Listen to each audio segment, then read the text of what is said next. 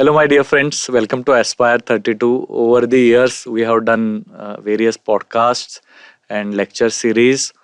Today's podcast is something again different compared to all other podcasts where we have spoken on career guidance.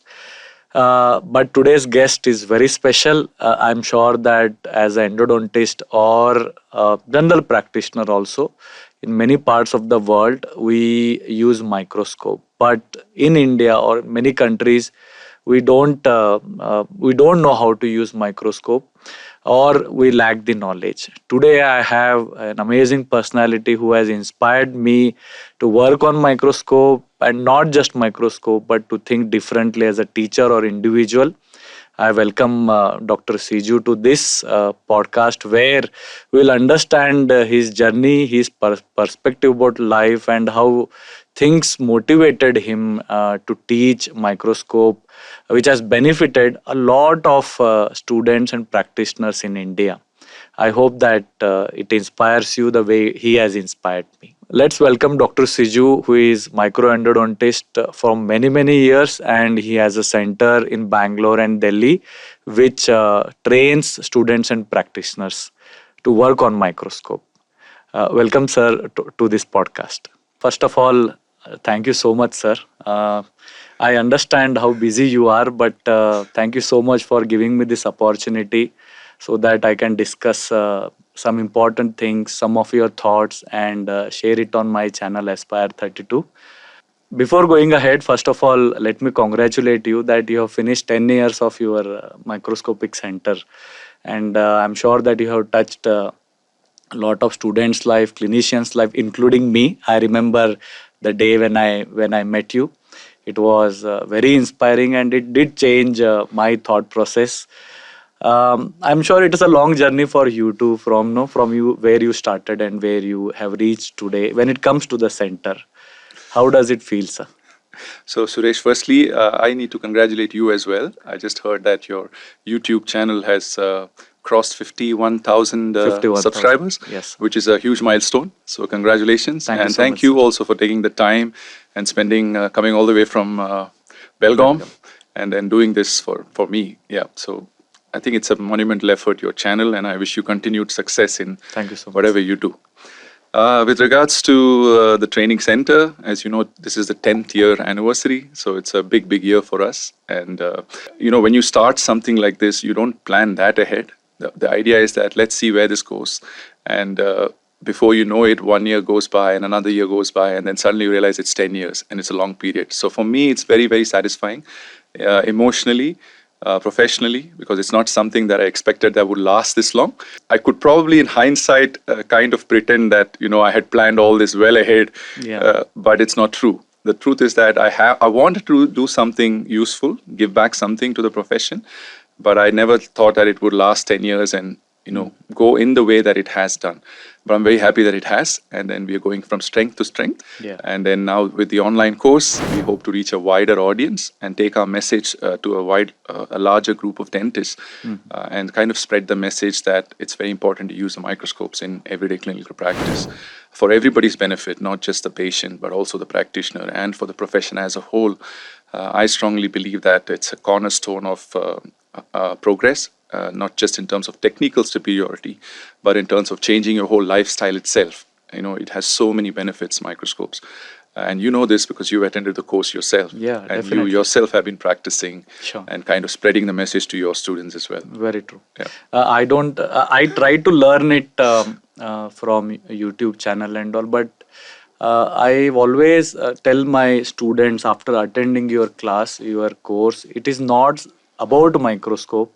But I realize how important is the assistant who is helping you in the microscope. I don't think any other course actually focuses on that aspect. We only try to work alone. But it is your course which when I attend your course, you had a very little theory, but it was more of a hands-on kind of experience. And then I realized that what I thought was a microscopic practice is not actually microscopic practice. Yeah. But I'm very keen. I'm sure that now, since you have crossed 10 years, and now you might feel that okay, at the beginning you had not thought it will last so long. But I am interested in knowing that why did you decide to start this center? Because now in today's world, it is everybody knows that okay, we can start a course and it is easier to start. But maybe 10 years, 12 years before, I don't think it would be so easy. What inspired you to start with this center? What was the thought process? So I guess the thought process is very simple. As you do something in life and as you get some sort of maturity, every human being should have some concept of what we call reciprocity.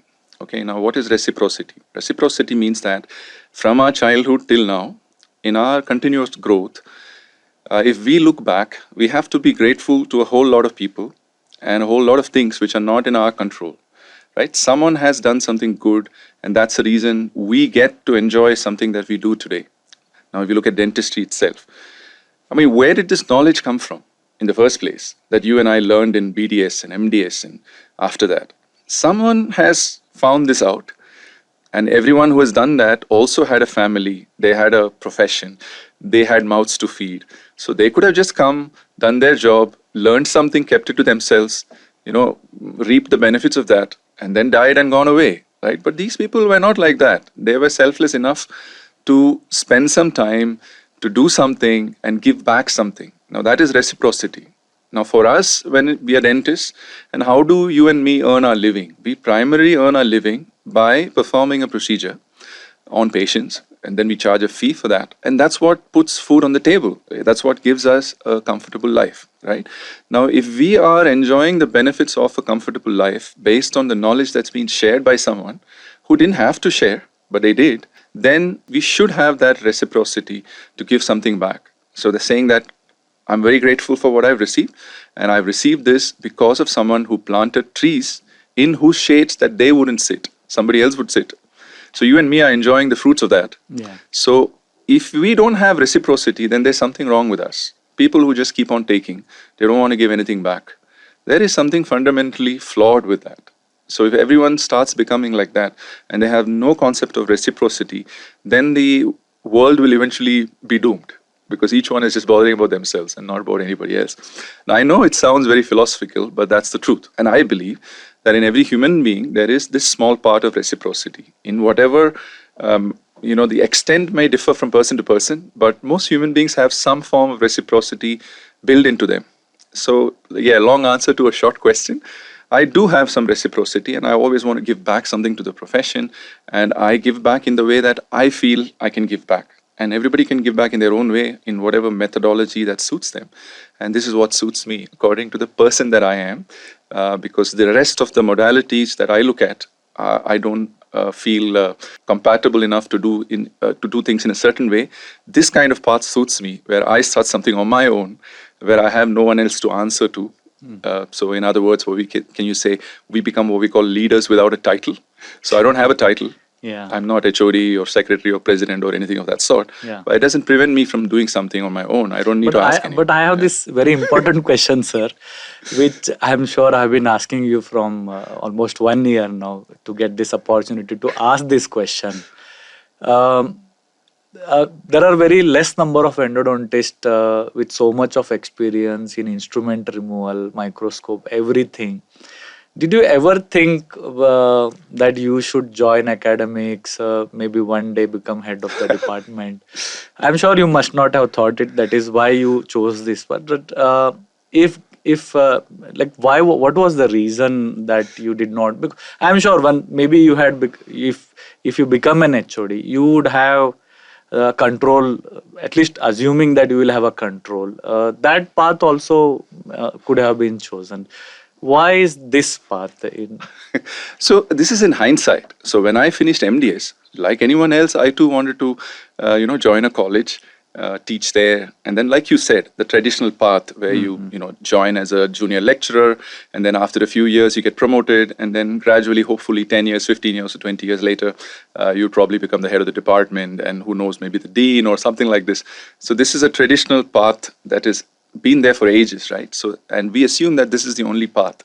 And I too thought like anybody else that this is the only path, and I was going towards that path. Okay. So the truth is that while I was applying those days in 2001, I came to Bangalore, And I applied in a dental college, which I wanted at that time. And they told me there was like a 3-month waiting period. Okay. So I said, no problem, because I didn't want to join just about any college. I wanted to join a college which is like fairly established. So they told me that I had to wait for 3 months. So in that 3 months, as I was waiting for this lecturer post to be empty, it just happened that, one by one, people started calling me, would you like to work here? Would you like to work there? And then before you know it, in 3 months, I became really busy in Bangalore as a consultant. Yeah. And when the time came to join as a lecturer, You the are quite financial returns that you would get being a lecturer was so different than what you would earn in private practice. Like it was almost like maybe like 80% less in reduction in income if I Yeah. quit private practice and went back to being a lecturer. So at that point in time, it was purely financial. But in hindsight, when you look at it, it's probably a good decision. Why? Because like you mentioned, there is a path, but that path is very long.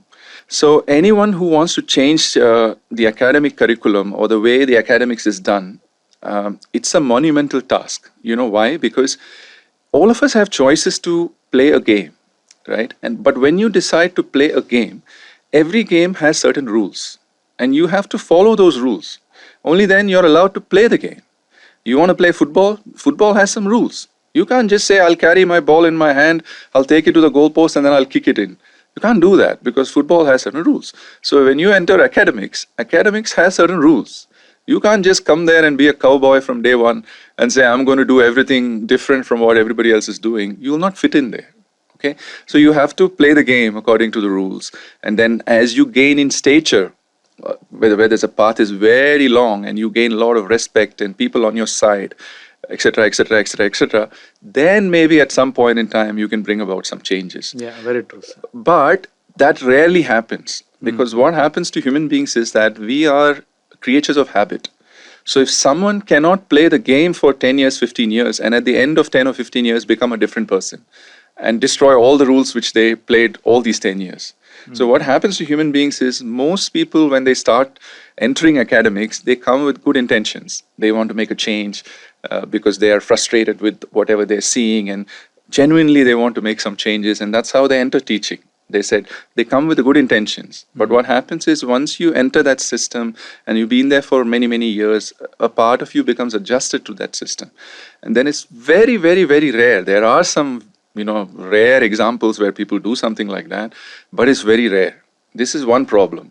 The second problem is that making a change in an academic environment is not just dependent on one individual alone. You need to have some good fortune where your vision coincides with the vision of few more people. For example, if you're the head of the department, then you need to have a few juniors under your belt who share the same vision. You need to have someone whom you're accountable to. Let's say in an institution, it's the dean who makes lots of decisions as to what consumables to buy or what equipment to buy. That person also needs to be on your side. Then the management has to be on your side to approve of all these changes that you're planning. So all these coincidences, all the stars should align in a line, and only then you can make a change. One person alone cannot do that. Difficult. Right? So it's doable, and there are some people who have done that. I don't deny it. But the variables are a lot more than a path like this, which I have chosen, where the variables are not many because it's just one person. I decide whatever I want to do. And it's just a question of me finding the resources. Now, how do I find the resources? That is the tough part. Because again, I wanted to ask you that question, sir. Now everything is available quite easily. Maybe so many, like you have so many microscope brands available today. When you started, there might be only few. There was not so much of social media presence. What were the difficulties in the beginning of your journey when you thought that, okay, now I want to teach this? That was your vision. But what were the difficulties, and did you change anything? Okay, this is what I have thought, and with the time, did you change anything in the course, or things got better? Well, let me put it this way. There's a famous saying by Rumi who says, as you start walking on the path appears, or something like that. I think it was, as you start walking on the way appears, or something like this. Okay, so you start walking. You don't really know the entire path, But Yeah. as you start walking, new ways start appearing in front of you, Okay. and you start traveling on that. So no one really has a, like, I don't have a concrete idea as to the whole path from here to there, but I have some idea. Like when you start in, say, 2014, you start, okay, I have some idea what I'm going to do from 2014 to 16. And then in 2015, you feel something else. So that 2016 gets extended to 2017.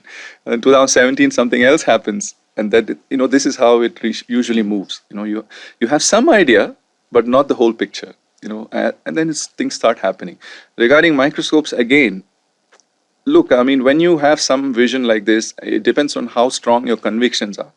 So again, Nietzsche said, right, if you have a strong enough why, then the how will take care of itself. So the why is important. Like, why are you doing this? And how badly do you want to do this? If you have a firm conviction, then things start falling into place from somewhere or the other. There is some kind of mystical force with regards to these things which are unexplainable. Once someone really has conviction that they want to do something like this, then something happens which makes that possible, the execution possible. So we started with what? Just one extra microscope, which I purchased with my own money just for training, which means I already had an existing microscope. And when I reached out for people for a training center, nobody supported. None of the microscope companies supported. I mean, I sent emails to everybody I knew. Nobody supported. And then in the end, the extra microscope which I bought was with my own money. So both the microscope was with my own money, and we started the course. Okay. And then finally, I had some extra money because by the time my career was moving forwards, so I had a little more savings to spend. And even when we started the microscope training center with 6 microscopes, I paid for all 6 of them. Nobody gave me anything for free. So, but then once you start doing, courses, and then you start generating, I mean, people who come for courses start buying microscopes, then everybody starts getting interested. Then all people come forward. Then they will say, we'd like to help you out, or whether you want to do some modification on the scope, or if something goes wrong with the scope, they're going to replace it or something like that. You get some benefits. But this come afterwards, right? Nobody comes in the beginning with a red carpet and say, do this, because they don't know the outcome as such. The way they see it is that some dentist is asking for free microscopes. Why should we give it? That's how it is. Very true. So most of them will give you some discount or something if you're buying multiple units. But that's about it. But once people start seeing results, then yes, there are lots of people who come forward. But by then, it's a bit too late, because where you need help is in the beginning to get this thing moving forwards.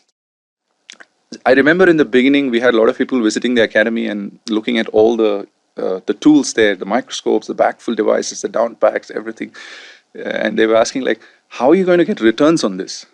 So the answer on this was, like, people never ask these questions to some of our people, some dentist friends of ours who were 10, 15 years down the profession.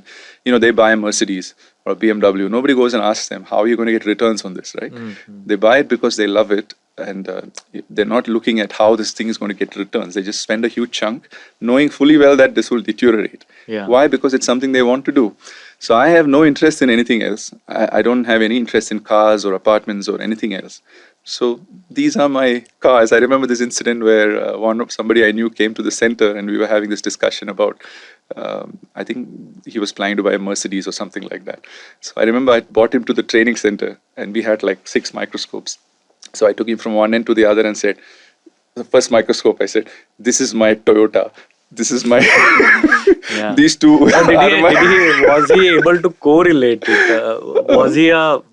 Was he practicing microscope? I think your friend. No. Because unless what I feel, sir, unless somebody exposes you to these thoughts of working on the microscope when they don't see, understanding is very difficult. I had read it. I forgot this phenomena, sir. But there is a phenomena where once you buy a blue color car or a particular brand car, you start seeing only those kind of. And I think it's pretty much happens similar to it when you are learning. Absolutely. And that is why before meeting you, I had different thought process, because trust me, I have met very few people who have such a larger than life thought process, positive thinking. you know that there is always lot of negative and very less amount of positive in life. So meeting such people, I think that is when you start thinking. Otherwise, we are always there in that same thought process. So there are two thought process to this. First question you asked was the larger than life kind of image that we project. A lot of people think, and the second is the power of positivity, looking at the good side of everything rather than the bad side of everything. So as far as the larger than life concept goes, it's usually in the minds of the people who are observing these things, right? At least this is what I have seen. Whenever I've had some image of some of my heroes, or heroines whom we looked up to in terms of our profession, whom I used to idolize, and when I eventually meet them person to person and I spend some time with them, I realize that they're just as human as anybody else. They have their own faults and things like that. So most of the time, this so-called larger than life image is in the minds of the beholder, not in reality. So when you get to know whoever this person is, someone whom you look up to and you feel, oh, this person is doing so many things and it must be like something that I cannot do. But once you get to know this person for a while, you realize that they're no different from you and me. It's just that they put in some more work or they have some methodology which has given them results. So whatever any human being has done, virtually any of us can repeat the same if we just do the work that they have done. So that's the answer to the larger than life kind of image. There is no such thing. It's just a perception. The second thing is, we were talking about positivity. Now, the way we look at it is, in any given topic, it is impossible for us to know everything, all the facts about a given topic. You name it. So when it comes to non-technical things, let's say positivity or how we approach a situation, in the absence of absolute certainty that you and I know everything that there is to know about something, we should always take the approach that suits us rather than that what doesn't suit us. We have that freedom. So if something is looking at some way and we have the option to look at it positively and negatively, we can choose to look at it positively because we don't know all the facts. So in any given situation, there's at least 50% of the knowledge that are not in our domain. We don't even know about these things. So because we don't know 50% of something in a given situation, we choose the approach that suits us the best. And the approach that suits us the best in any given situation is always a positive approach. Like, what good is it for anyone if we look at something in a negative manner? Nothing's going to happen. So you might as well approach it in a positive manner. Because the truth is that you and I don't know the entirety of that particular phenomenon. So in the absence of absolute certainty of knowledge about anything, we choose what works best for us. And usually what works best for us is a positive attitude, because good things do happen when you approach something with positivity rather than negativity. So that's the way I look at it. Yeah. Yes. One has to be rational, but always positive. Let's look at what's the best we can do in a given situation and then push forwards. Yeah. And if it happens, it happens. If it doesn't happen, then we do something else. That's Very how. true. So that's my answer. I had this one important question is that you started your center after how many years of post-graduation, sir? Like So post-graduation was done in 2001, and then the center was established in 2015. Okay. So the training center. Before that, I used to do some courses, I used to lecture for some companies, the usual stuff, which everybody does. Correct. But then there are some limitations for all those things. Yes. And then in the end, I mean, wanting to start a center is not enough. You need to have resources as well, right? So that's again, once the intention is there, intention was always there to start a center. But how do you do this? How do you get the resources? Where do you get the money from? This part I didn't know. Yeah. But the intention was there. And once the intention is out there, then the rest of the things fall into place. But is it related to the way did you learn microscope in post graduation or did not learn? That is why you thought, or did you meet some people, or you started working on your own? Then you realize it is so beneficial, and I want to share it with all my students and practitioners. So this again is a genesis. So you know how it is compared to how endo and restorative is now compared to what it was in 98. So in 98, when I joined PG, restorative was different from endo. They were two separate entities. They were not combined. I mean, the MDS is a combined course where endodontics and restorative dentistry, but it was very clear that endo is one thing and restorative is another thing. Yeah. Okay.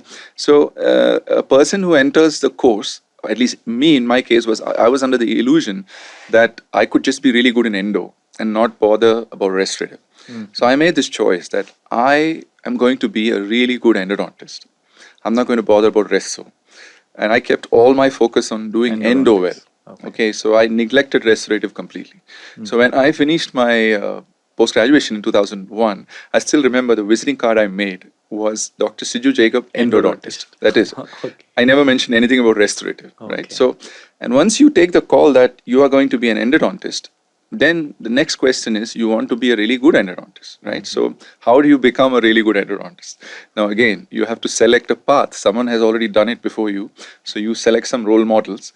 So I looked around for role models, and you want to aim high, so you look at some of the big names that time was Cliff Ruddle, Steve Buchanan, all these big names. So you look at what do all these people have as a common denominator is that they're all using a microscope. So I said, all right, if I want to become a good endodontist, then I probably need a microscope, right? So we put that in the back of your head. Yeah. Now again, so that decision is made.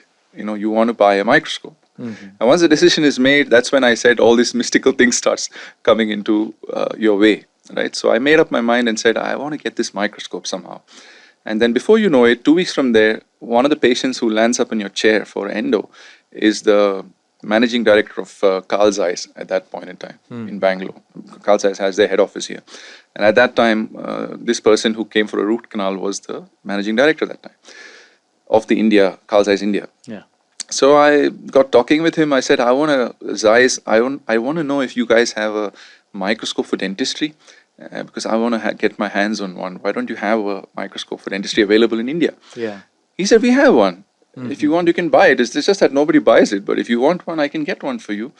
I said, wow, okay. How do I know more about it? Then he sent someone from the Zeiss, and they sent me a quotation for. It was very expensive for me at that time. I think just the basic Pico was like some 7.5 or 8 lakhs or something like this in 2004.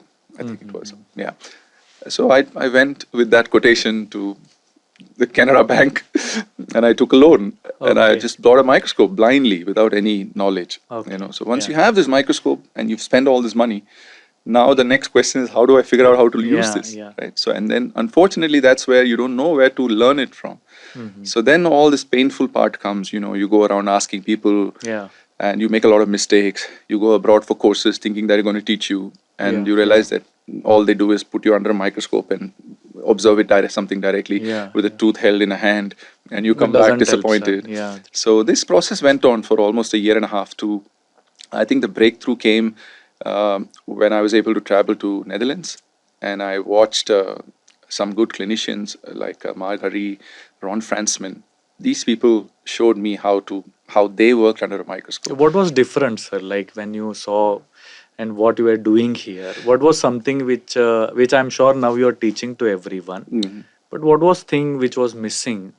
Well, the missing thing is that we were taught from the earlier days that microscopes is not something that you use continuously. We were taught that you do endo routinely, and whenever you have some tough case, you're not able to find a canal, it's like you have a calcified canal, or you want to remove a broken instrument or something like that. That's when you bring in the microscope. And then you see and use it for that particular phase, and then you push it out again and go back to working without a microscope. This was the existing philosophy at that time. When I went to Netherlands and I saw these clinicians working, I realized that they were working continuously. They were not taking breaks. Access to obturation, everything was through the scope. But I didn't, that was exposure number one. But of course, these are busy practitioners, so they don't have the time to sit and teach you everything. The second breakthrough was my friend, very close friend, Venkat, CVN Rao, who's Venkat Kanakapalli. Are you aware of him? He's written this book called Best Practices in Endodontics. He had moved to New Zealand, and then he got in touch with this group called TDO, which is Gary Carr's group. And he started sharing the lessons that he picked up from Gary Carr. And that was my exposure to ergonomics. And Gary Carr, of course, his philosophy is like... do everything. It's like everything under the microscope, including anesthesia. So that was something radical. And then he had a methodology that this is how you need to practice. And then I started embracing that. And that really opened my eyes. And everything became easy after that. So it's actually Gary Carr, but then to reach Gary Carr, there was a whole series of events. So Ron, Marga, Roberto, and the other friend I didn't mention was Roberto, who was like whom I met in the earlier days of Roots. Like we were all the same age, and we were just starting our practice. We are all very passionate about endo and things like that. Roberto had moved to Netherlands and joined Ron Fransman's practice, so he also helped me out a lot. And then I got influenced by all these people. And then Venkat moved to New Zealand and he got in touch with TDO and Gary Carr and then started sharing the information he had learned there. So there's all these inputs put together and then you start moving because it depends on whom you surround yourself. Like, so I was always surrounded by with these people who are all doing exceptional endo. And then once you surround yourself with so many people like this, then sooner or later you start moving up. The other big influence was an email-based group called Roots. Not the Roots that we know now. There was an email-based group started by a Canadian endodontist named Ken Sirota those days. And Ken had started this email-based group, and those days the internet was very young. So it was there wasn't as much noise as you see now. So it was like an email-based Google Groups types. You know, like you every time you want to put a post, you have to mail it, and then people will reply on that thread. Okay. Yeah, something that people probably won't even know how to do now. But I don't think I can do it. Yeah, but it was very good. Okay. But the thing is that because the internet was young that time, there weren't a lot of people actually doing that. Okay. Especially from India. So when you start documenting some cases and putting it up there and asking for help, a lot of these people are willing to help. Yeah. So we kind of leveraged that part where there's not much noise and Indian endodontist reaching out for help.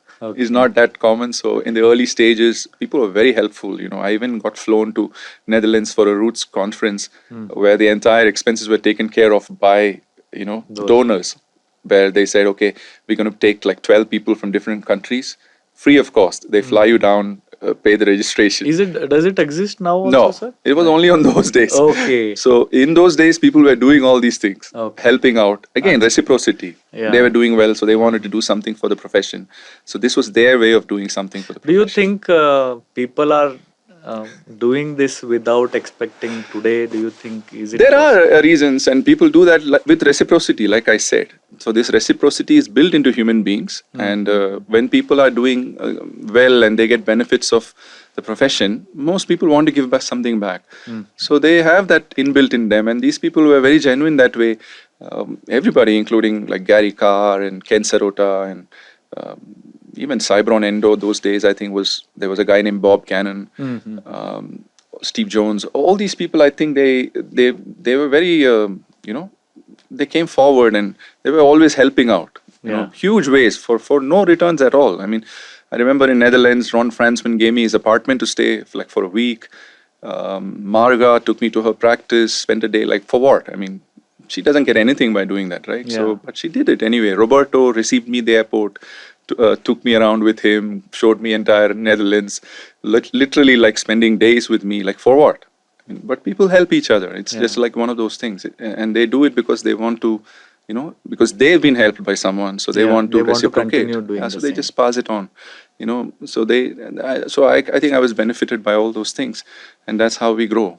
Yeah. You must have been really proud, that time you met all those people and they are so amazing. Yeah. And I'm sure because of all these people, it has an impact on your life, and you also developed that thought process. Of course, I am a big believer in e-content. As you said, sir, in academics, it is played by the rules, or there are set of rules. Yeah. And you have to discuss one topic for 1 hour. I truly believe something. If you can convey the message in 15 minutes, why do you have to spend 1 hour for Exactly. But it has, things are changing, but 5 years, 10 years for one change, which I think maybe in your center now you want to do, you can decide it within 6 months. Exactly. It's nice you brought this topic up, and this kind of ties in very well with what you are doing, right? Now you have 51,000 subscribers, right?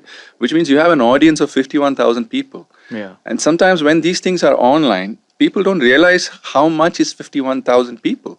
51,000 people is Chinnaswamy Stadium in Bangalore. Okay. Right?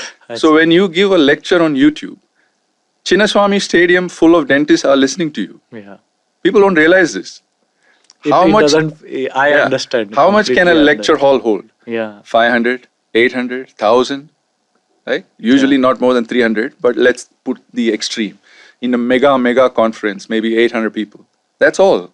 Yeah. If you're invited to a huge national or international conference and you give a grand lecture, there are at the most 500, 600 people in the auditorium, not more than that. But you put a YouTube video, invariably there's like 5,000 people who have watched that Yeah. easily. And you have 51,000. So the views are even more, right? So people don't understand this, and that's where times have changed. And this is what we call the ball is moved where everyone has power. It's not like before. In the days, let's say you and I had finished our MDS 30 years ago. Okay, not even 30, like 20 years ago. 25, okay, let's be fair. So if you and I had finished let's say I finished my MDS in 2001. Okay, let's say you were also finished with me. And we were starting our careers. And we want to be known because we want to teach, and we have this ambition that I You want want to people to know me. influence Okay, people. Yeah. you want to be recognized. Okay, what are our options? The only Yeah. options you have is A, you join some institution and then you become the HOD. So people know, oh, this guy is HOD there. This is one way. Second, you publish a lot of papers. You publish paper after paper after paper, and Yeah. people come to know because every journal you open, you see Suresh Shenvi et al. And say, oh, wow, this guy is amazing. So many papers he has. This is another route. Third is you get invited to all these lectures. Okay, people call you, hey, can you come and lecture to this conference? Can you come and lecture this conference? So if you keep lecturing at many conferences, people see you everywhere and they get to know you. This is a third route. Fourth route is you start competing for positions in associations. You become, I don't know, EC member or a secretary or treasurer or president or whatever. If you're a president of so-and-so society, you become known. People will say, oh, he's a president, he's a secretary. So these are the traditional routes. So if someone didn't follow any of these routes, that person will never be known. He or she will be obscure. This is how the model was 25 years back. Now it's not like that. Now you can just bring out a laptop, record a content, upload it on your YouTube channel. 51,000 people know you already. You don't need to ask anyone. You don't have to care about any of these systems. You don't have to publish a single paper, but 51,000 people will know who is Suresh Shenvi. This is how life is. So that dynamics have changed. The power has transformed from institutions or organizations to the individual. Anybody who has the time and the inclination and an internet connection and a laptop and a decent phone can upload content on YouTube and spread the message. They don't need to bother about anything else. But yes, it requires effort. It requires certain dedication.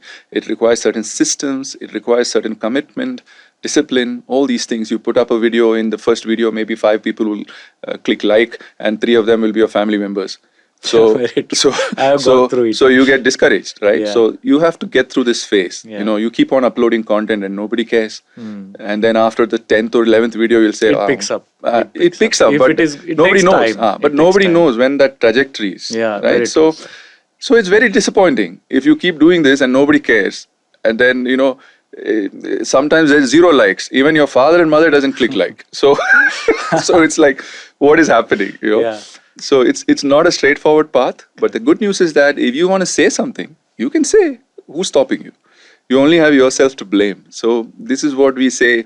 Give yourself an award, right? So back in the days, again, another we see in our feeds, we see a lot of dentists, posting with awards, and there's a lot of award rackets. Like they approach you and say, Definitely. pay $20,000 and we give you this award. People do apply for Yeah, it. you apply, you can apply. I get emails all the time. We have decided to make you Endodontist of the year. Pay us like $20,000 and we make you Endodontist of the year. I mean, people pay. Why? Because they want recognition, right? It's because they feel that if you are Endodontist of the year, people will know you. But tell me something. Do you even remember somebody who was outstanding Endodontist of the year 2019? Then You why guess are how? people doing it? People do it because they are following the old model, because this was the only way to become known 25 years ago. Do you think by having the awards in all these awards, does it help your practice, or is it about your skill? Because now young practitioners, I feel many times as a young practitioner, we are not aware what really matters in the practice or life itself. So they see that, okay, some people are doing this, and maybe if I do this, I will get more practice, patients will be more. Do you think in long term it really matters? What is your experience in long term? What does matter in the practice? So it's like this, Suresh. If awards make a difference, if that award is genuinely given by someone in appreciation for what you've done, right? But this is not an expectation, right? You do things because you love doing it, and it matches your conviction in life.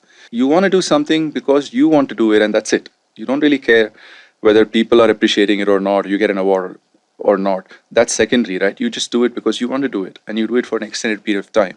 And then if someone notices it and they want to gift you an award or something like that, that's fine.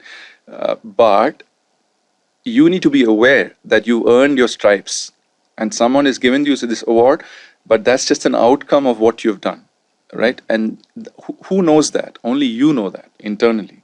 So people believe and start acting based on their own internal compass and what they believe themselves to be. Now, you know that you've paid for an award. You cannot fake your way through it, because your actions will match what you believed in. And you know that you've paid for it, so you will not behave in a way that matches you being the best endodontist of the year. But you've actually spent your 15 or 20 years and become, your actions match that of someone being the best endodontist. And then someone gives you an award. Then your actions will match that award, right? Because you've put in the hours and you earned your stripes, right? So the awards should match the actions that you've put in or the work that you've put in. And then, yes, it makes a difference, right? So, but otherwise it doesn't make any difference. But so it's best. That's why I said it's about the medal you win. That's why we say give yourself an award. Awards are recognition which boosts your confidence, because you feel, okay, my peers have appreciated me, so maybe I'm worth something.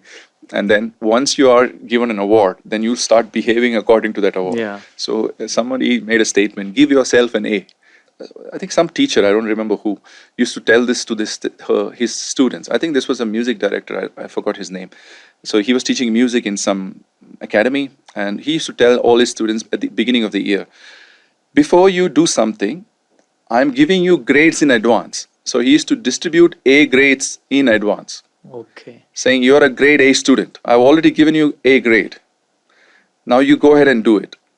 Just assume that you're an A grade student and do things which an A grade student does. Because what he's trying to tell is you start behaving as though you are an A grade student. You internalize it. Mm-hmm. And when you internalize it, you start behaving accordingly.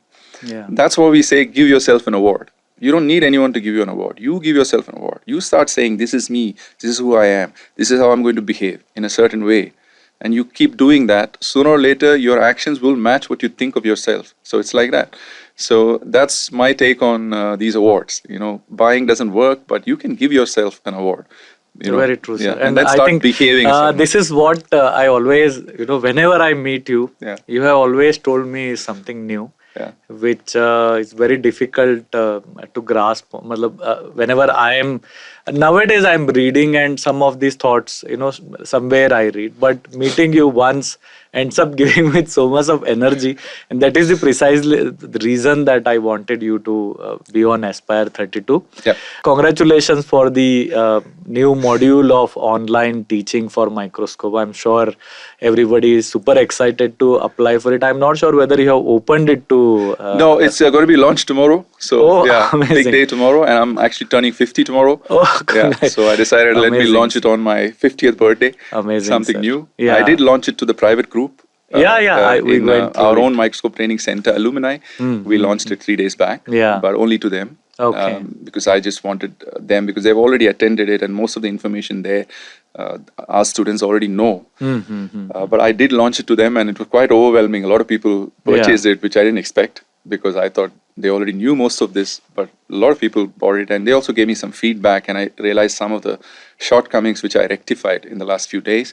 So the good thing about online courses is that it's evolving course, right? It's not what can you call static. It's always keep moving, on adding. right? So you can always modify, you can add modules. So that's the nice thing about online. Even if somebody pirates it or whatever, they cannot pirate the community, and they cannot pirate the ongoing resources. So what we have in mind is the online community is built after someone buys the course, which means there's some commitment.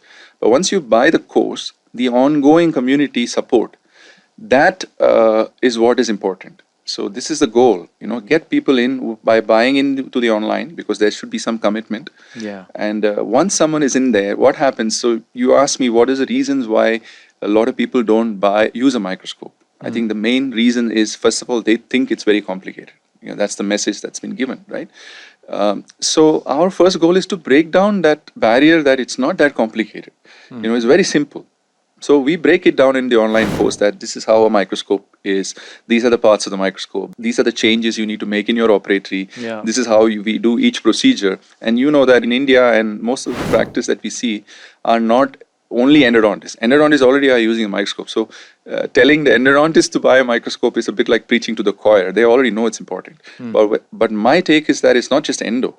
It's the other things, like how to do an oral prophylaxis, how to do restorations, simple things, examination, a patient consultation, how can you do under the microscope? Basic things which every dentist can do and take advantage of, and which is what we are seeing in all our students, right? They come initially to learn endo, but 2 years later, they're doing everything under the scope, right? So that can be translated. So first thing is, we try and break it down and say, guys, microscope is not that difficult. It's easy if you follow these things. And that's why the online course comes in.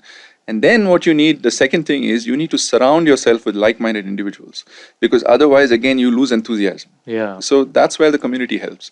If you suddenly see 20 people like you who are using, or now 200, 300, 400, 500, 1,000 dentists who are in that community, and everybody's using the scope, then you get motivated. Hey, that person is doing it. If they can do it, why can't I do it? Like that. Then you feed off each other's energy, which is what we've been doing last 10 years. You know this. You've been part of the WhatsApp group.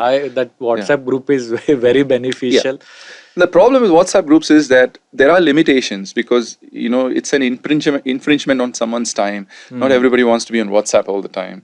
So it has certain limitations, and the amount of data, it's not searchable. Yeah. So if you lots of good information in the last 10 years, how much of information our students itself have given out. But if you want to search for it, it's not available anymore, because it's got lost in the whole traffic.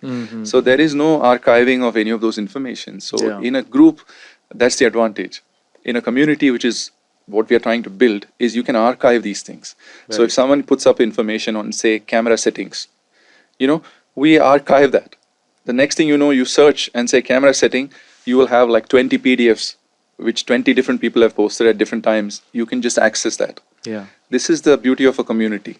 And that's what we are trying to build, a community. It's very simple, but difficult, because you need someone who's enthusiastic to keep doing this week after week, month after month, year after year. Okay. So it's not an easy job. Someone has to be really enthusiastic. And I believe that I have that enthusiasm. So this is why I ventured in it. But let's see, time will tell. So how many, so you will be keep adding the videos in this section? As of now, we have 63 modules. Okay. And 63 lessons, rather, which takes you all the way from what is a microscope, what are the parts of the microscope, what parts do you absolutely need, what are the parts you can add on later on, how do these help in your everyday practice. Then we move on to your operatory, what is ergonomics, what is patient position, what are the things in your operatory you need to modify, including your X-ray machine, your chair, your stool, and everything you need to get started. Once you get started, then we break it down. How do you do a clinical examination? How do you examine the maxillary right quadrant? How do you examine the maxillary anterior quadrant? Like that, each part of the mouth. Yeah. And in each part, each section, we break it down, so that it's very simple. With videos, we break it down. So anybody, it doesn't matter who it is. It can be a fresh general dentist. They watch these, they will understand that. And then we give them support. Like whenever you practice, you have some problem, just shoot down a question. We guide you through that. So that's the idea. Where online, again, it's like you said, like what you're trying to do in your Aspire 32 is the reach improves. Otherwise, you have to go to each lecture hall and teach each person. And there's a limit for that. Like how many people can you reach? Yeah. With online, there's no shortage. Anybody who's interested just can do this from the comfort of your living room. And that's the beauty of technology. But it's not the course. Unfortunately, sir, all this e-content also, many of the academic teachers, they don't feel it can make so much of impact. That is what I have found. And I always believe, like, all these courses, online course. Of course, there has to be self motivation. I think that is where this community, what Yeah, you are yeah, saying, yeah, or a teacher. yeah. But I'm very happy that you came out with this online course, which I'm sure it is available from tomorrow. Which websites are Dr. Siju? Well, just look at, I called it SijuJacobAcademy.com. Okay. So yeah, it's Siju Jacob Academy. Or yeah, I mean, soon on, I think in the next few months, you'll probably hear a lot more. Yeah. We'll be putting up information on social media. We'll put lots of free information on YouTube. And then, yeah, the whole process. So before actually meeting you, I used to search all those videos. But after meeting you, you had a one earlier website also. Is We it the have, same? I mean, I have a blog, SijuEndo.blog. Yeah, We have a you are YouTube the channel. initial person actually to start with podcast also. I don't think people think podcasts are started now. Yeah. But after meeting you, I realized when you sent me the links, and you have so many videos about the treatment also, which I don't think is available on YouTube. I remember one case where you are drilling through the post. Yeah. So this is the other thing, Suresh, and to an extent, I'm motivated by people like you. When I look at your YouTube channel, we have a YouTube channel as well. If you just Google Dr. Siju Jacob, Endodontist on YouTube, you'll find my channel. Yeah, But the thing is that I haven't uploaded in ages. I think maybe 4 years ago, 5 years ago, or even 6 years ago is when we uploaded those videos. There is one video of calcium hydroxide placement. Yeah, so it is so popular on YouTube, so popular. So I used to wonder why sir never continued it. Yeah, You know? so there was a mistake. Maybe I was not enthusiastic enough. Okay. But the funny thing is, yeah, that's the reach, you know. So I uploaded these and forgot about it. I didn't even know it existed. I mean, I wanted to do something, I uploaded, and I just forgot that I even put it there. Only some time back, my daughter just pointed out and said, "Dad, you have 19,200 subscribers. Are you even aware?" I said, "What?" Yeah, and then she brought up this YouTube channel and showed me that I have 19,000 plus subscribers. And I was amazed, like I wasn't even aware of it. Yeah. So I said, okay, so these 19,000 people are there, so I should maybe give them some more information. So yeah, I mean, it's one of the projects I have in mind to do the kind of videos that you're doing, to give some free information, maybe motivate some people to hopefully get into scopes. So yeah, this is one of the things. But this organized e-content also, it really helps, because what happens when you search on YouTube, that algorithm is deciding which video will be shown. Yeah, this is a big problem. Yeah. Because it's not the information these days, Suresh, that's a problem. There is so much of information. The problem is the noise. How do you cut through the noise and get what you want? This is the problem. So this is what we can do. You and me can do this as curators. We can curate the knowledge, put it in a systematic place where people can access it. This is our job. So, and if you can do that, I think we are doing a big service to humanity and dentists in general, because it's not information. Information is available for everyone, but it's too much of a headache to get the information that you want, because the noise is so much. So this is where I think we need to play our roles. I'm sure, sir, it will be very beneficial to everyone, including the postgraduate students in many of the institutes where they find it very difficult to take a guidance. Yeah. This online course, I'm sure it is as close as meeting you. And once they go through this for fine tuning, again, there is always an offline course which is available. We have discussed a lot about microscope, all the difficulty. I have few other questions as an endodontist. Fire away. Because there is so much of confusion in this practice, and nowadays people do tell, I'm not sure whether I should say it, that you search for anything and there is the evidence for that. So there is a constant debate on would you believe on a larger taper instrument, large preparation or a smaller preparation? What is your personal opinion? Because I'm sure 10 years, 15 years back, you might have worked with a larger taper endodontic instruments. Now there are smaller tapers. Do you think, does it make a difference? What has been your experience? So again, Suresh, the problem here is that there is a kind of a lacune or lack of connection between, say, academics and private practice. Right? Private practitioners are going to clinics every day, doing work, and just going home and whatever. The academics are doing the research paper and publishing. Right? Now, again, sometimes there is no merging of these two. That's the problem. The academicians would say something, And the clinicians, when they listen to that, they will say, this doesn't make sense because this is not what I'm seeing in my private practice. Yeah. What you said just now in terms of greater tapered instruments, right? So when we were in PG, we look up to heroes like, Cliff Ruddle and Steve Buchanan and all these people were disciples of Herbert Schilder. And Herb Schilder used to talk about these huge tapered preparations where it's not the apex, but what gets you to the apex, which is basically the taper, and then how many lateral canals you can pop, things like that. And so that's when we all started enlarging these canals, giving more taper, right? And then these rotary night eye instruments came, and pro tapers were like really popular, and I used to lecture a lot for Dentsply those days. Yeah. And so I am guilty as well of spreading this knowledge, and we will talk about F1, F2, which are like 7 or 8% tapered instruments, and if you push these large instruments in thin roots, they will break. Okay, it's like you have seen it. Yeah, it's a law of nature, right? So in the early days when we started doing this, all the papers were promoting these instruments positively. And then in clinical practice, when I started in Bangalore and I was doing consultancy those days, which means I was working in multiple practices, and later on when they started referring cases as well, we were ending preparations with F1, which is like 7% 20, and or F2, which was like, I don't know, 8% 25 or something like this. Yeah. And then 2 years or 3 years later, the patients were coming back with vertical fractures. And then the practitioners used to say, we never saw this 10 years back when we were using 2% hand files. We are saying so many fractures ever since you started using this rotary. And then I used to defend myself, saying that, no, that's not true.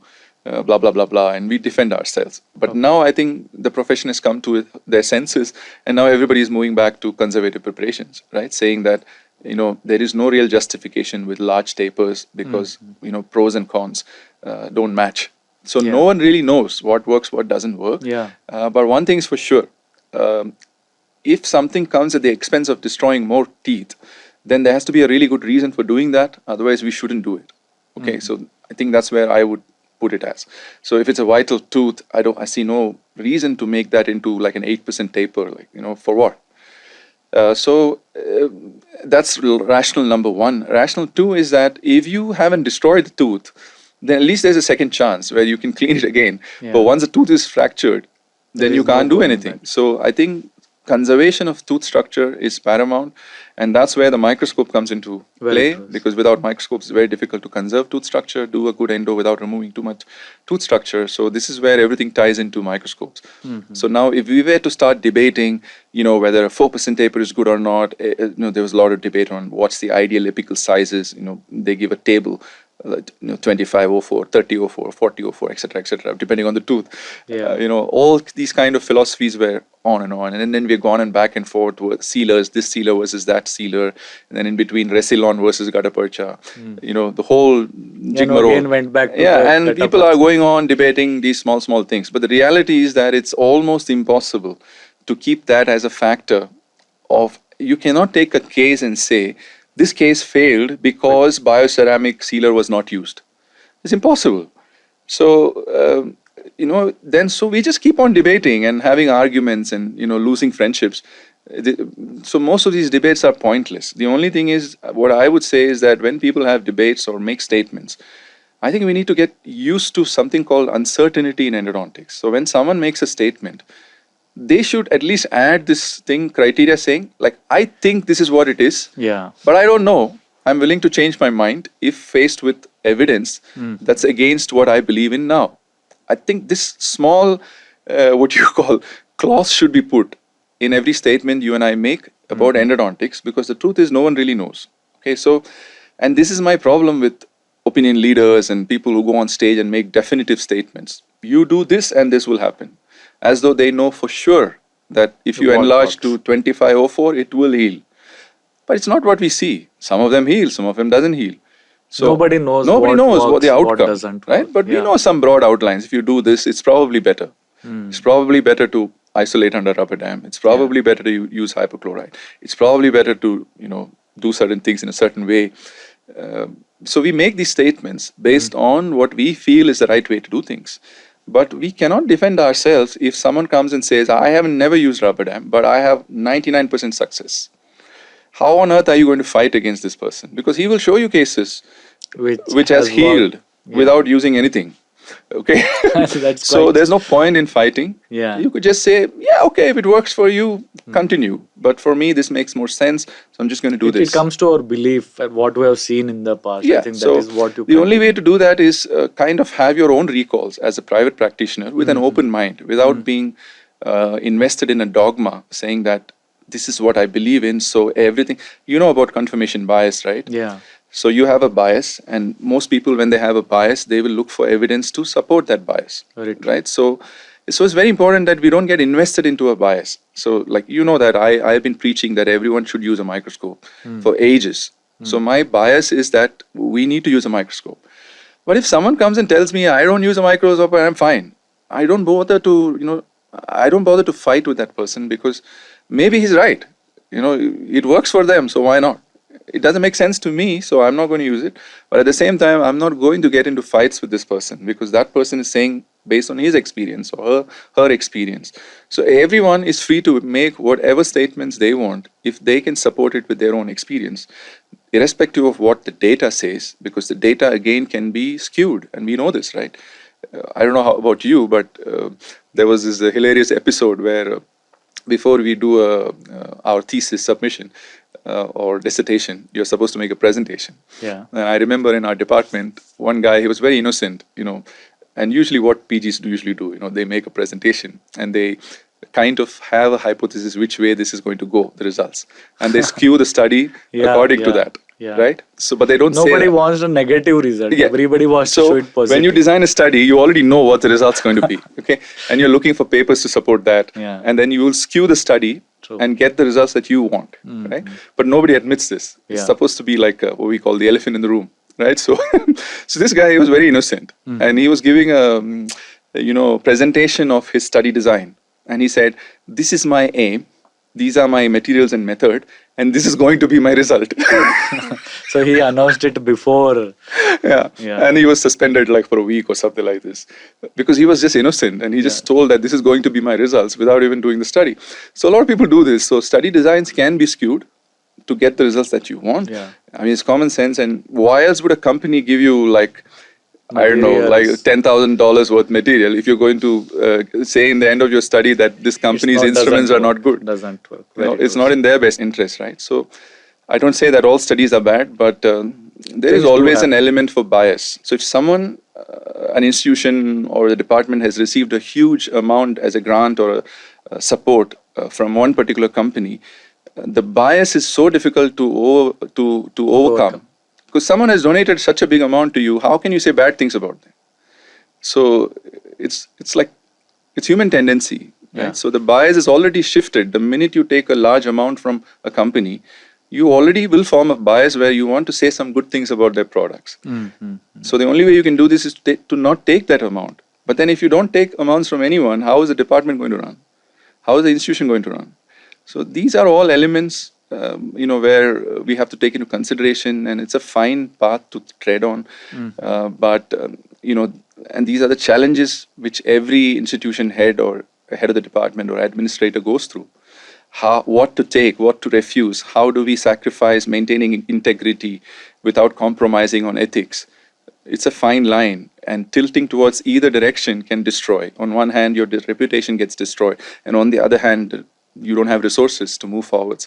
Everybody who's into research comes across these issues time after time. So I guess it's the good ones will find a way to stay on the middle path without swaying too much on either side. Yeah. And that's the way to look at it, I guess. So since you have brought this topic of learning, I have one important question. I'm sure you are not. You are not in academics, but you know the curriculum of Endo. Yeah. You meet students. The students come to your center to learn. I'm sure they would. They won't say it to the teacher. Many positive, negative. Some people are still scared to tell teachers that this is not right, that is not right. I don't like this writing logbook. I feel so much of things needs to be changed. Based on whatever feedback what you have got, if you have an opportunity, like in a hypothetical situation, what do you think today you would change in cons Endo or in Endo in academics as a curriculum? So it's very difficult, Suresh, to comment on the academic scenario. You know why? Because in order to give some sort of opinion, you have to be in their shoes first. Yeah. So I have to be a teacher in an institution to actually go through what these teachers are going through every day.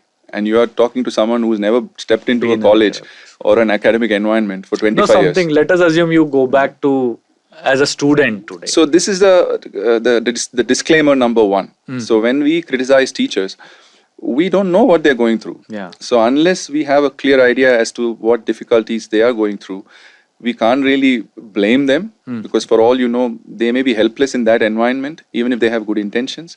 So that's one disclaimer. The second thing is, as far as changes goes, I can only tell from a clinician's point of view. Yeah. As a clinician, I would look at what is working clinically and can we transfer some of those into the institution. Like when these students go out after BDS or MDS, can we instill some values which will be of use to them in private practice? So can we incorporate some of those elements in the college or not? I don't know how things are now, but I know for sure that when I was studying, none of those things, like the clinical world was completely different. What are those things you think is very important for a A is practitioner? in terms of patient interaction. Nobody taught us finances, how to manage finances. Nobody taught us how to fix a charge for a patient. Nobody taught us how to evaluate our value per hour. Like as Indian dentists, if I ask you, what is your value per hour? You can't answer that. Yeah. Because we don't have this concept of working per hour. So if I were to ask you, what is your value per hour? You can't answer because we don't know. Whereas someone in the US or UK or someone somewhere, would know they can answer because they have this concept of paying people by the hour. So we don't know what our value is per hour. So if you are going to execute something, that whole concept, well, what is my value? How can I make use of it? Things like that.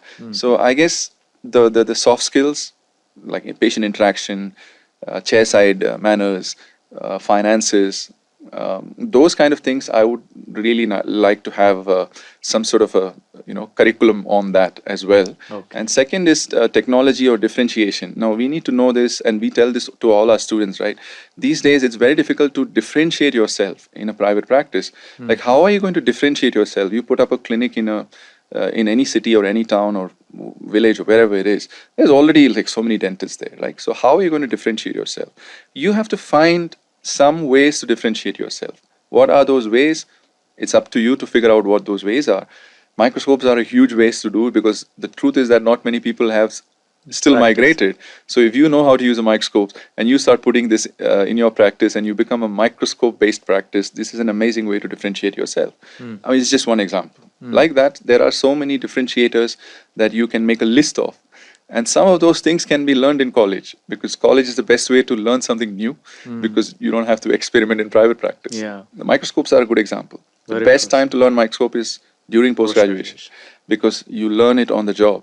Right. So, but then for that to happen, the PG should be enthusiastic. The teachers and the HOD and everybody should be equally enthusiastic. And then finally, the management should support by buying the equipment. But then there are ways out of all these with a proper team and the proper faculty. If the faculty make up their mind, they can even overcome those barriers. Like for example, in the US, we are aware of many postgraduate departments where the postgraduates buy the microscope. Yeah. Right, and then buy in the sense what they do is you have the stand and the light source and the optics. Correct.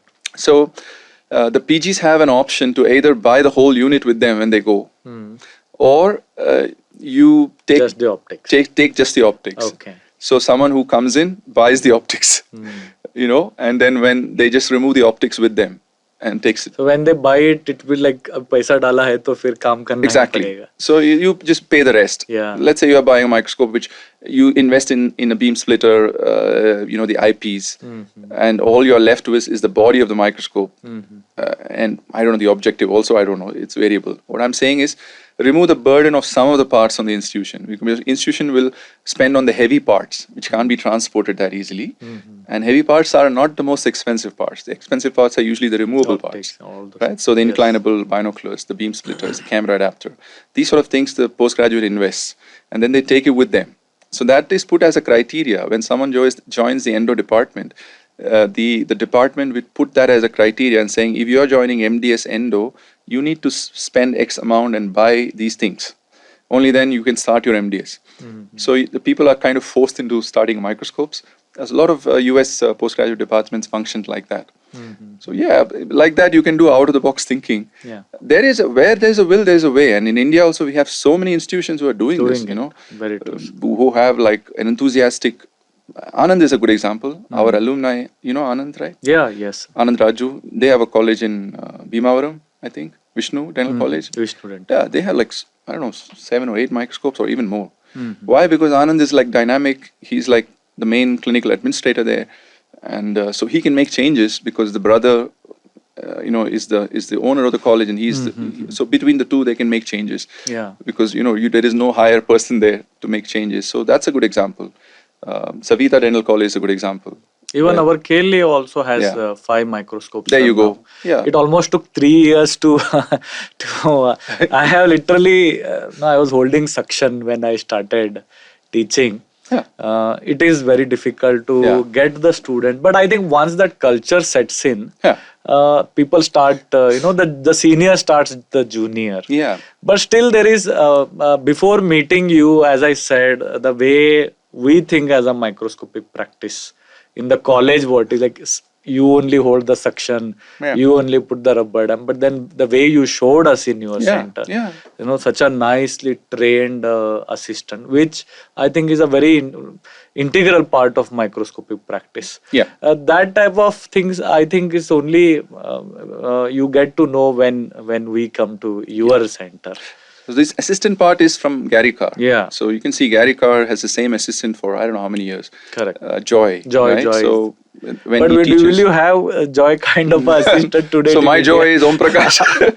So how many years he is there? He's been around, I think, easily maybe 15 years. Okay. Yeah. So what I'm saying is that concept is Gary. Like Gary Yeah, says that it's yeah. not about you, it's about the assistant. So in Gary, when he was doing courses in Perth, I think he used to encourage clinicians to bring their assistants with them for the course. Yes. Right? So that's Gary Carr's philosophy. So a lot of the lessons we teach in the academy is courtesy Gary Carr. But of course, I didn't use his name in the online course and things like that because I didn't want someone to say that, I'm using his name to promote my course and things like that. That's the only reason I didn't mention. understand. But you know that you've come for the course. One of the first slides we put there Yes. is Gary Carr's, Yeah. and we give regards, gratitude, saying that it's because of this person that we have all this knowledge. So yeah, it's no secret that I'm like a huge fan of Gary Carr, and whatever we have been teaching is the message that's developed by him. I mean, amazing guy. I mean, to do what he did at that time, it's just unbelievable. Yeah, even I have seen his video where he says that he developed that ultrasonic tip It's and just nobody believed him. He went to some dental college or AD and people said, this is bullshit, you can't work. It doesn't work. Exactly. So Yeah. then it he took over. was crucified. I Yeah. mean, even by so-called big names in AAE, he got crucified. And but the kind of to have that kind of vision and to execute it, it's just an amazing guy. And I was part of TDO for a few years, and then so I got to witness what he's done in terms of community. And probably the best group of clinicians, endodontists worldwide, I would say at that point in time, at least I don't know how it's now, were in TDO, like the best clinicians. You can, like, if you are part of that group, you have no option other than to raise your bar because everybody's doing such unbelievable work. Sooner or later, you want to rise to that level, So that way, he has set up something amazing. He's built a community. It's just amazing. Very inspirational guy. Yeah, no doubt about it. When you listen to microscope, watch these videos, it doesn't make any sense. Quite difficult, I feel. Yeah. All these. I remember I was speaking to one dealer of microscope. I had no idea during that time, and everybody, even today in many colleges I visit, that 0.4 step magnification changer, you ask them, what is it? What does the magnification? The basic answer is it is 4x. Correct. Nobody is aware that there is a equation. Yes. There is such a lack of knowledge about microscope. I remember in Davangere, when the question was asked, I used to write that triangle of magnification, illumination instruments, and all those things. Yeah. Never understood it. The best way to learn things today is by doing it. Yeah. But I think somewhere it lacks. That is where it is lacking. So ideas everybody has. The problem is the execution, always. Everyone knows the template. Yeah. It's not that difficult. If Yes. I were to tell you how to learn microscopes, it's very easy. That's it. Within half an hour, I can tell you everything. Exactly. But the problem is the execution. That's where the community comes. That's where the constant mentoring comes. You know this, right? So people come for our courses. It's not the course. After the course, they keep messaging, I have this problem, I have that problem. And we go on for years together. That's the real thing. But some people don't even take the next action. They just come for the course and that's it. They don't even bother after that. So it's the execution is always the problem. It's never the idea. Everybody has amazing ideas. If you listen to this conversation we had, we will get so inspired with so many ideas in what you're saying, what I'm saying. Some thoughts come out. But then how much of those thoughts are we going to act? We don't know. Yeah. So it's very easy. For your channel is a good example. Everyone looks at Suresh channel. 51,000 subscribers. All he did is start a YouTube channel and chuma keep yapping. Let me also do it. They can't do it because it's not the talking and the yapping. It's the discipline to keep doing episode after episode for so many years. Yes. That's the problem. That's the difficult part. It's not the content. Content everybody does. Yes. But can they have the discipline to keep doing it? Very. That's why you are enjoying the benefits of that. Yeah. Tomorrow is 50 years birthday. Advance birthday wishes, sir. Thank you. How does it feel to be at this stage where you have achieved so much? And what is the plan for next 10 years? Well, firstly, I don't think I've achieved a lot. I mean, because I've always been very self-critical of myself. And I have a problem receiving compliments. Even if somebody says something nice, I don't take it that easily. I'll always find something negative to say in return. Okay. So if somebody says, "Oh, you've done so good," I'll say, "Yeah, it's but okay." you have done it. Yeah, but we have been hearing your name since our post-graduation. I never thought I will sit here one day and get an opportunity to talk to you. Yeah, but you say that. But I think some people are wired. I think it's some sort of a defect that even when someone says something nice, we don't accept it graciously. We'll always give some sort of a counter answer saying, yeah, it's all I'm good. saying it genuinely. I'm really saying it genuinely. So, so it's a defect. So it's a problem. I can't take compliments, and every time someone says nice things genuinely, I will always have something to say in return. I will say, yeah, but So when you say you achieved so much, my first instinct always is like, no. So anyway, if you say so, I accept it. No, I genuinely feel. If you say so, I accept it. I'm very grateful you feel that way. But to be honest, I mean, how do we move ourselves up, go on growing is you always look at people who are like at a plane far higher than you, right? So for me, I would look at inspiring people like Gary Carr. I mean, if you put Gary as your reference point, you can be rest assured you will never ever reach there. So I would do that rather than keep on resting on my laurels. I would put some individual like that as my reference point, because that will keep me grounded for the rest of my life. Because chances are, even if I spend another 40 years, I probably will not go anywhere close to what Gary has achieved, right? So that's the way I look at it. But it's like this. It's interesting you mentioned this. So the right way I would put this is, there is a phrase I learned, I think, during one of the training programs, which is non-dental. I think it was in NLP, where they talk about chunking in and chunking out. I think this is the terminology. So basically what it means that any given situation, we human beings should have the ability to zoom in and zoom out at a macroscopic level and at a microscopic level. An example, you and me are sitting here and talking. Where are we sitting? We are sitting in a building in Indiranagar. Where is Indiranagar? We zoom out. Indiranagar is part of Bangalore. Zoom out again. Where is Bangalore? It's in Karnataka. Zoom out. Where is Karnataka? It's in India. It's in India. Zoom out. Where is India? It's part of the world. Part of Asia. Zoom out again. Whole world. Zoom out. Earth is part of the solar system. Keep zooming. And then in that whole perspective, you try to find Suresh and Siju.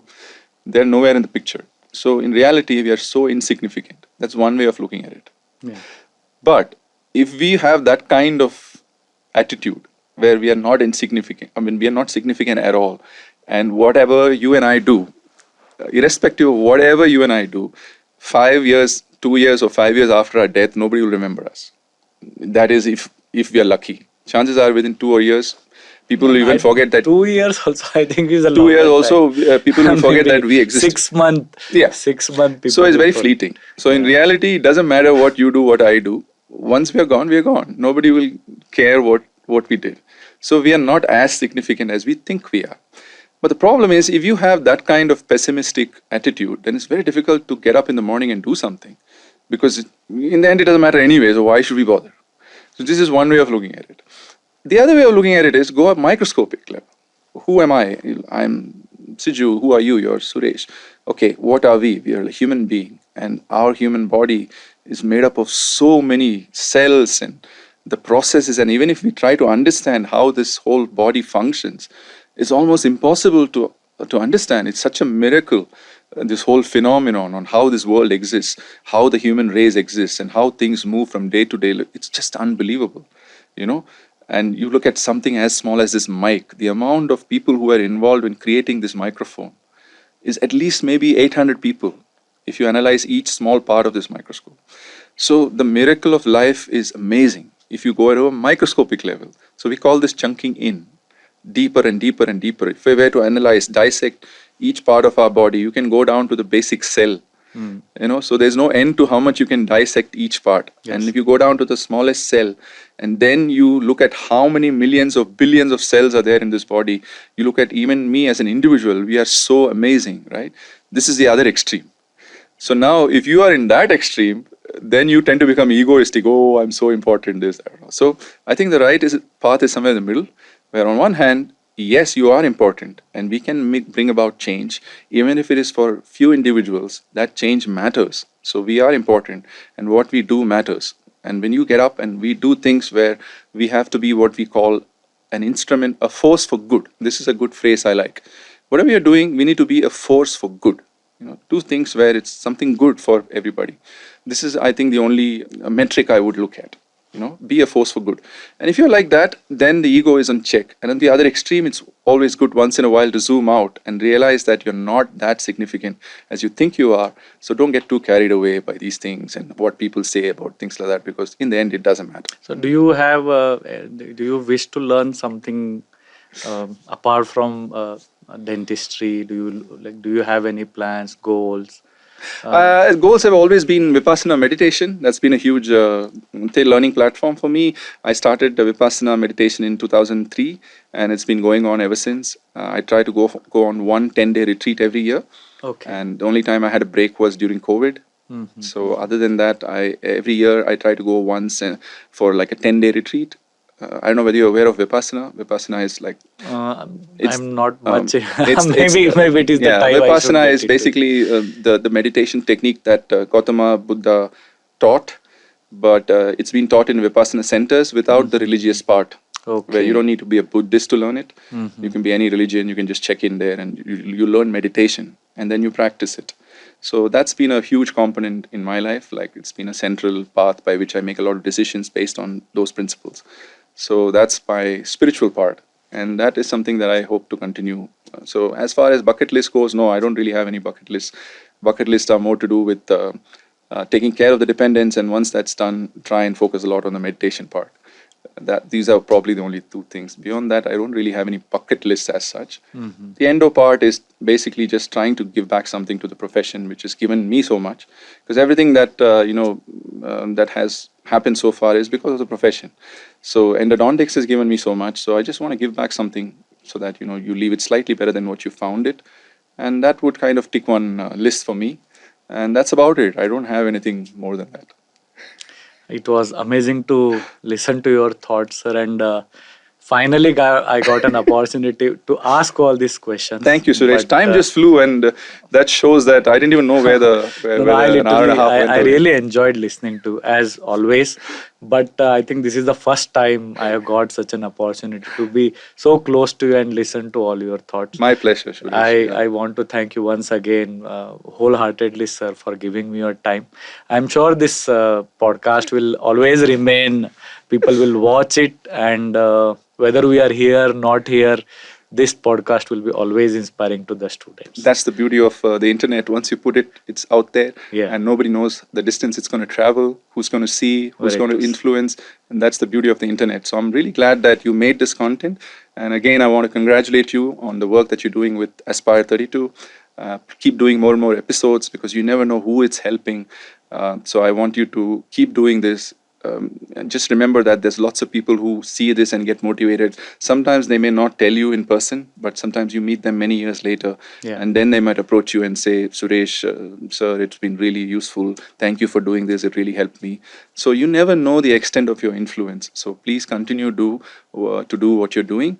And I hope that our paths will cross again sometime in the future. Definitely. Thank you so much. My pleasure. Thank you.